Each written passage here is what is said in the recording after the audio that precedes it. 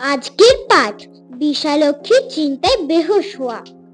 কামারপুকুর থেকে মাইল 2 উত্তরে আনুর গ্রাম। একদিন গ্রামের মেয়েরা সেখানে যাচ্ছেন বিশালক্ষী দেবীকে পুজো দিতে। গদাই তাদের সঙ্গ নিল।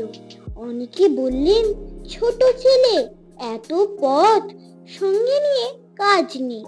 অনেকে আবার বললেন, তা কেন, ভালোই তো।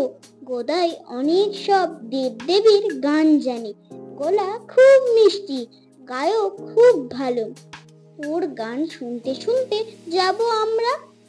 তাই হচ্ছিল।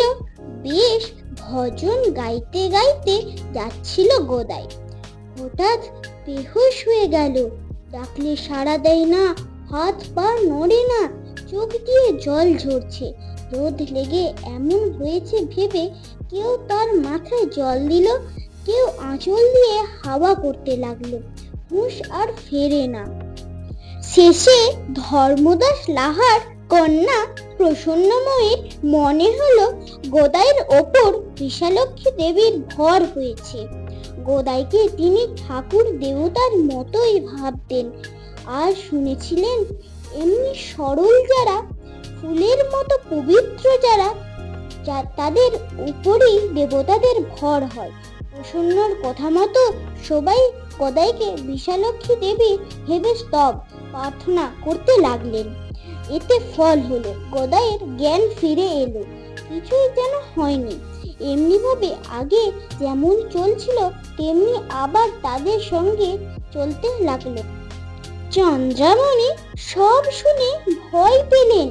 ভাবলেন, 6 বছর বয়সে তো গদাইয়ের এমনি হয়েছিল একবার, তাহলে সেই মূর্ছা রোগ এখনো সারেনি।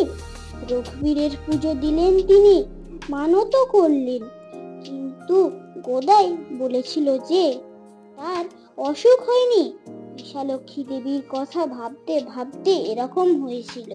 মহিলারা চলেছেন বিশালক্ষী স্থান, সঙ্গেতে গদাই চলে কত গাই গান।